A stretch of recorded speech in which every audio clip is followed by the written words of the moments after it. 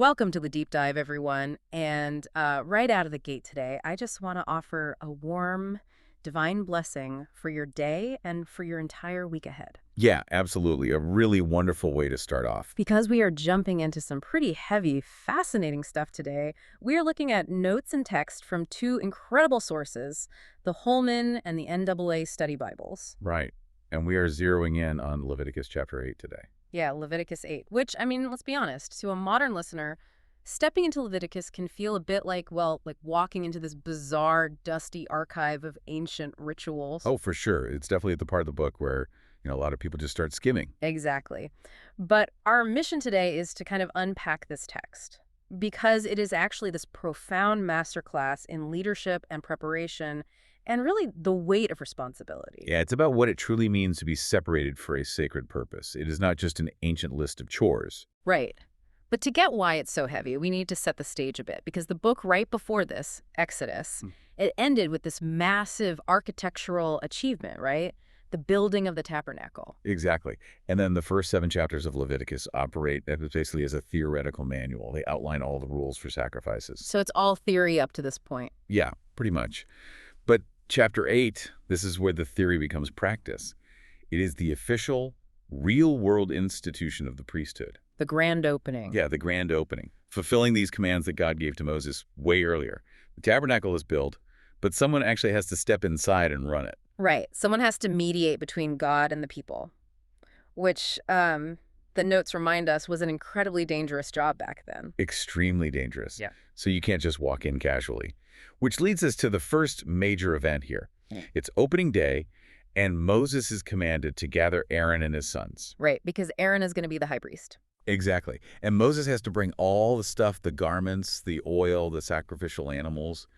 But, and this is key, he doesn't do this quietly. He is told to gather the entire congregation at the entrance of the tent of meeting. Like everyone. Every single person. The whole community has to watch this deeply personal religious ritual. Which is wild. I mean, I think of it kind of like a modern public swearing-in ceremony for a politician or a judge. Right. But this feels so much more intense. Why does the whole community need to just stand there and watch this? Well, the Holman study notes really dig into this. They explain that this public installation is a sociological necessity. It ensures the legitimacy of the Aaronic priesthood. Okay. So it's about trust. Exactly. It gives the people absolute confidence in the effectiveness of Aaron's mediation. If he just walks out of a back room one day in fancy robes and says, "I'm in charge," Yeah? human nature says people are going to doubt him. Right. They need to see the preparation. They need absolute transparency. Yeah. And what they see first is a deep clean. Moses actually washes Aaron and his sons with water right there in front of everybody. It's like a surgeon scrubbing in before an operation. That's a great analogy. It represents moral purity. You have to be clean before you handle the holy things. And right after they are washed, we get the first sacrifice, right? A bull for a sin offering. Yes. But before the animal is slaughtered, Aaron and his sons have to physically lay their hands on its head. I really want to pause on that because the sources mention this idea of expiation. It's not just a polite pat on the head. No, it's the transfer. They are symbolically transferring their own guilt and moral impurity onto the animal. And then it's slaughtered, and the remains are burned completely outside the camp. Which is such a fascinating detail. It's physical and spatial symbolism. Like taking the trash completely out of the neighborhood. Exactly. But the why here is what the study Bibles really emphasize. The priests have to make expiation for their own sins first. They can't fix anyone else until they fix themselves. Right. They cannot act as mediators for the community until their own slate is wiped clean. And the notes actually draw a really interesting contrast here with Christian theology. Oh, yeah, I saw that about Jesus. Right. The study Bibles point out that in Christian theology, Jesus is considered the perfect high priest specifically because he was without sin. So he wouldn't need this preliminary expiation. He wouldn't need the bull. Exactly. But Aaron is just a flawed human stepping into a perfect office. So he has to go through this intense public admission of fault. Wow.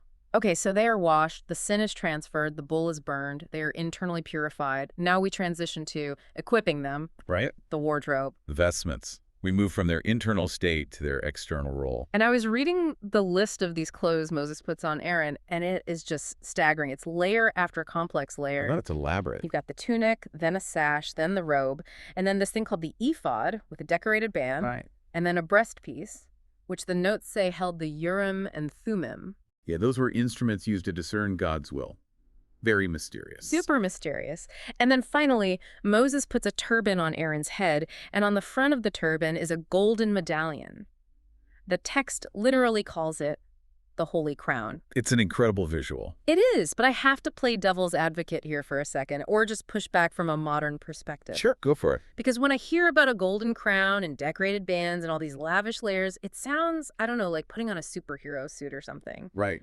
Doesn't all this bling just create this huge elitist divide? Like, doesn't it make the priest look like an untouchable monarch compared to the regular people in the dirt outside? I get why you'd ask that.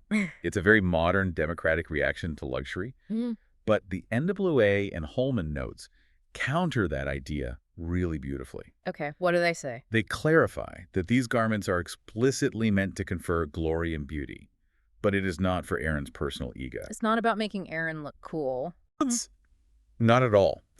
It represents the glorious, incredibly heavy task of mediating between a holy God and his people. Oh, I see. So the clothing symbolizes that the office itself is what's perfect. Exactly. The office is perfect, even if the man wearing the clothes is flawed. When Aaron wears this, he is basically buried under the weight of his duty. The garments swallow the man. That is such a cool way to look at it. It's not a VIP badge, it's a uniform of service. Right. And once he is dressed, the ritual shifts again. Mm. Because clothing only marks the role. Now we get to what Aaron actually has to do and be. Right, the total dedication phase. Yeah. Because after a burnt offering, which symbolizes being entirely consumed by fire, Yeah. they bring forward the second ram. The ordination ram. Or, The ram of consecration. And this is the part of the deep dive where I honestly think I might tap out if I were Aaron, because it gets incredibly visceral. Like it's very bloody, very fast. Moses takes the blood of this ram and puts it on the tip of Aaron's right ear, and then on the thumb of his right hand, and then on the big toe of his right foot. And he repeats that for Aaron's sons, too. Right, and I'm just reading this thinking, why not just sprinkle blood on them and say a blessing? Why this hyper-specific, almost surgical application of blood to an earlobe and a toe? It sounds bizarre to us, but the symbolism is actually brilliant. The NWA study note identifies this specific action as a merism. A merism. Okay, define that for us. It's a literary and physical device where you use the extremities of something to represent the entirety of the person or the thing. Oh, like saying, I searched high and low. Exactly. You didn't just look at the ceiling and the floor, you looked everywhere in between. So by touching the absolute top, the ear, the middle, the thumb, and the bottom, the toe. They are saying the entire person is covered, head to toe. Yes, it is a total takeover of the person. Yeah. But the Holman notes go even deeper into the specific body parts, and it's just fascinating. Yeah, let's break that down. Why the ear, specifically? The ear represents what they hear. From now on, their hearing is dedicated to God. They will hear confessions, they will hear the cries of the people, and they have to hear God's word. Wow, okay. And the thumb? The thumb represents what they do, their actions. Their hands are now consecrated to handle holy sacrifices and serve the community. So their work is dedicated. And then the big toe. The toe represents where they walk, the direction of their life. Specifically, they are now commanded to walk in the holy courtyard and serve. So it's literally their senses, their labor, and their path in life, all marked by blood. Total, absolute dedication. Which brings us to the final part of this process, because you can't sustain that kind of intense dedication without endurance. Right. And it culminates in what looks like a meal, but is actually a severe test. Moses takes the fat and the thigh of the ram, and he gets some bread, unleavened, oiled, and a wafer. And they wave it before the Lord. Wave offering. And then Aaron and his sons are commanded to boil the meat and just sit down and eat it at the entrance of the tent. Which is huge, because eating a shared meal in the ancient world, especially in this context, symbolizes divine approval.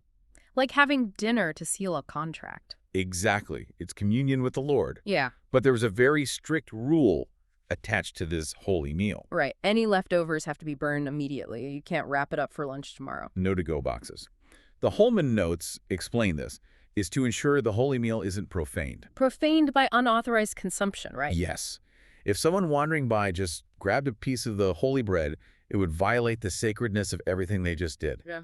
The holy night cannot be treated casually. Which perfectly sets up the craziest command in the whole chapter, the Oh, quarantine. oh yeah, the 7-day lockdown. Moses looks at Aaron and his sons and basically says, okay, do not leave the entrance of this tent for 7 days, day and night. Stay right there. And if they leave, they die. It is an extreme high-stakes situation. It's like the ultimate terrifying corporate retreat, where leaving early doesn't mean you lose your job. It means you literally lose your life. I mean, can you imagine the psychological pressure? Sitting there for a week. But the sources point out 2 major themes here regarding the lockdown. Right. First is the number itself. In biblical literature, 7 symbolizes completion. Okay, so it's not just a random week. It's the fulfillment of the ritual. Exactly. It takes 7 days to bake this purpose into them. But the second theme is from the NAA notes, and it's about a specific phrase that gets repeated. Oh, the phrase, as the Lord commanded. Yes. That phrase is repeated 7 times in chapter 8 alone. 7 times. That is not an accident. Not at all. It points to absolute commanded loyalty. The quarantine proves that the privileges of leadership come with immense life or death responsibility. You cannot offend God's holiness by just deciding you need a break to stretch your legs. Exactly. Yeah. The higher the calling, the stricter the obedience required. Man.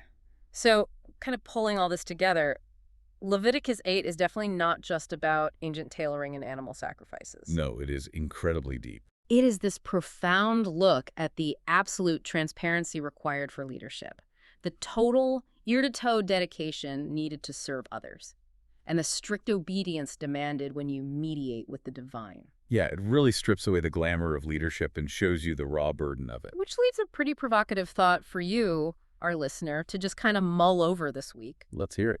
In our modern lives, in our careers, we so often desire the colorful robes, right? We want the public recognition, the glory and beauty of being in charge. Everyone wants the title. Exactly. But are we actually willing to endure the surgical purification? Are we willing to sit through the isolating, demanding 7 days at the tent that true dedication requires? Yeah.